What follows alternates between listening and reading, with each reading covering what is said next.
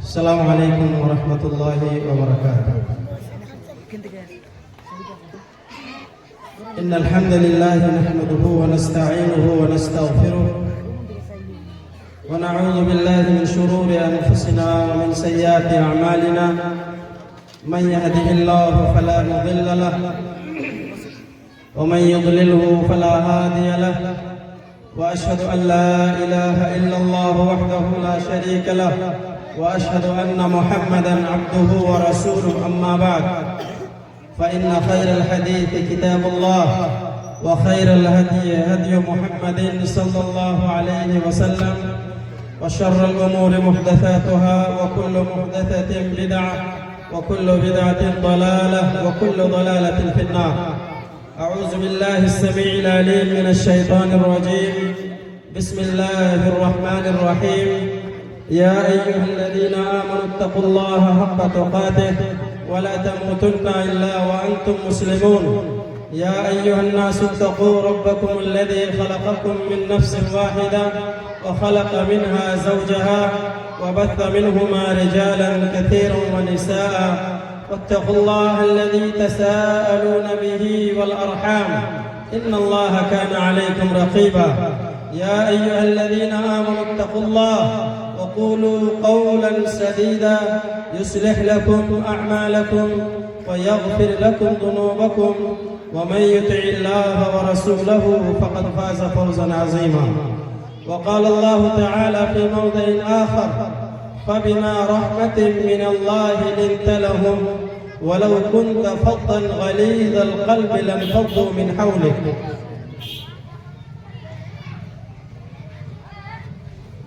لائق احترام صدر ذی وقار، اسٹیج پر تشریف فرما معزز علماء کرام، سامنے بیٹھے ہوئے تین ٹکری اور قرب و جوار سے آئے ہوئے معززین، نوجوان دوستوں، پردے کی آڑ میں تشریف فرما اسلامی رشتے کی نہایت ہی قابل قدر باعزت مائیں اور بہنیں اور ملت کے نونہالوں، میں نے آپ حضرات کے سامنے سورہ آل عمران سے آیت نمبر 159 کی تلاوت کی ہے۔ اس آیت کے اندر رب ذوالجلال نے جناب محمد رسول اللہ صلی اللہ علیہ وسلم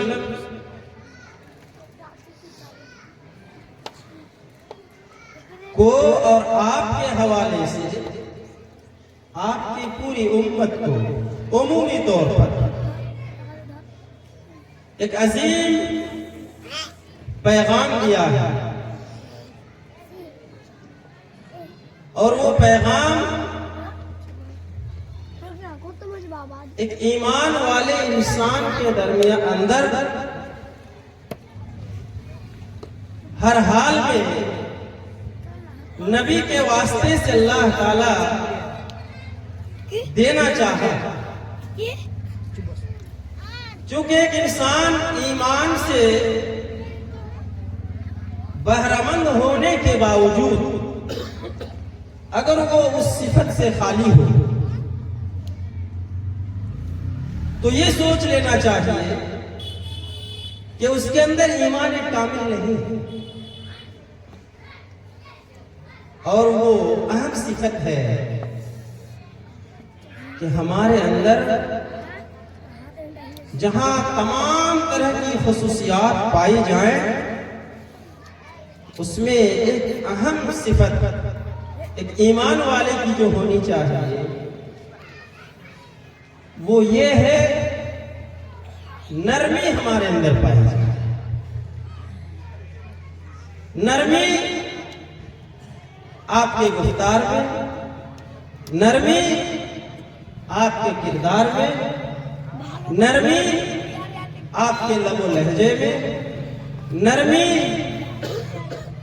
آپ کے بولنے کے انداز میں، نرمی آپ کے اندر ہر ناحیے سے پائی جانی چاہیے۔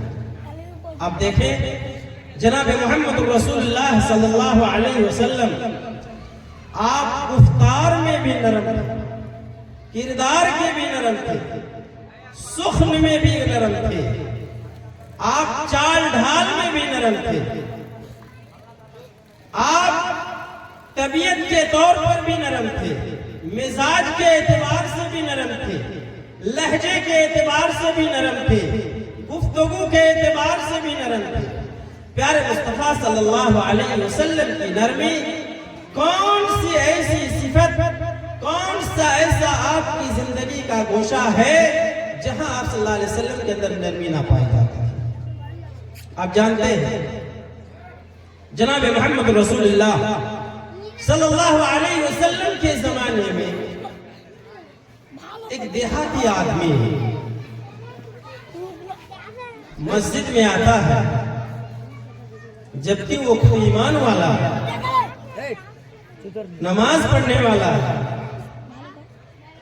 اور آنے کے بعد مسجد میں کھڑے کھڑے پیشاب کرنا چالو کرتا۔ صحابہ کرام اس دیہاتی انسان پر پل پڑتے ہیں، مارنے کے لیے دوڑتے ہیں، ڈانٹ ڈپٹ چالو ہو جاتی ہے۔ پیارے مصطفیٰ صلی اللہ علیہ وسلم نے صحابہ کرام سے روکا اور کہا آپ نے لا تظلموہ، مت ڈانٹو اسے، پیشاب کر لینے دو۔ کیوں؟ دوڑاؤ گے کہیں ایسا ہو کہ وہ بھی دوڑنا چالو کر دے تو پھر پوری مسجد خراب ہو جائے گی، یا وہ انسان خود کسی بیماری میں مبتلا ہو سکتا ہے۔ نبی صلی اللہ علیہ وسلم نے منع کر دیا، صحابہ کرام رک گئے، وہ انسان کھڑے کھڑے مسجد نبوی میں پیشاب کر کے فارغ ہو گیا۔ نبی صلی اللہ علیہ وسلم نے اس دیہاتی آدمی کو کہا ادھر آؤ، ادھر آؤ۔ قریب لانے کے بعد جناب محمد رسول اللہ صلی اللہ علیہ وسلم نے اس انسان سے کہا ان هذه المساجد لا تصلح لشيء من القذر والبول، کہ انسان یہ اللہ کا گھر ہے، اس گھر میں نہ تو پیشاب کرنا درست ہے، نہ پاخانہ درست ہے، نہ کسی طرح کی گندگی پھیلانا اس مسجد کے اندر صحیح ہے۔ یہ نبی کے انداز تھا، نبی کی تربیت کا یہ طریقہ تھا، یہ آپ کا گفتار تھا۔ اس انسان کو مزید نبی صلی اللہ علیہ وسلم نے فرمایا انما هذه المساجد للصلاة وتلاوة القرآن ولذكر اللہ، کہ انسان یہ مسجد ہے، یہاں کام کیا ہے؟ یہاں کام ہے کہ اس مسجد میں کیا ہونا چاہیے؟ یا تو نماز ہوگی، یا اس مسجد میں قرآن کی تلاوت کی جائے گی، یا اس مسجد کے اندر اللہ کا ذکر ہوگا، اور کوئی دوسرا تیسرا کام اس مسجد میں نہیں ہوتا۔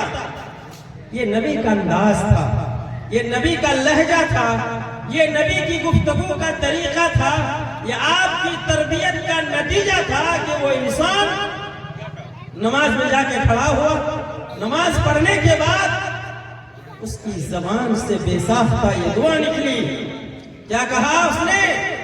اللہم ارحمنی و محمدا ولا تشرک فی رحمتنا احدا۔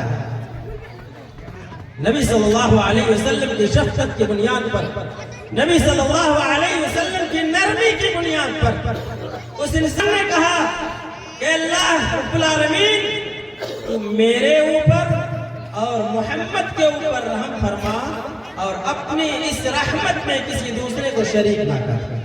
اللہ کے نبی صلی اللہ علیہ وسلم نے یہ سننے کے بعد اس انسان سے کہا، اس دیہاتی انسان سے، لقد حجرت واسعا، اے اللہ کے بندے، اللہ کی رحمت تو بہت گشادہ ہے، اور تم نے رب کی رحمت کو اپنے اوپر اور میرے اوپر محیط کر دیا، محدود کر دیا۔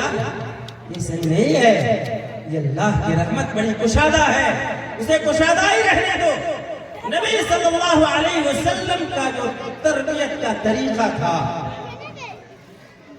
وہ اس انداز کا تھا کہ وہ دیہاتی انسان نبی صلی اللہ علیہ وسلم کی بات کے انداز میں, لب و لہجے کے انداز سے اس انسان نے آپ کا قائل ہو کر کے آپ کے لیے اور اپنے لیے دعا کی خاص کر دی.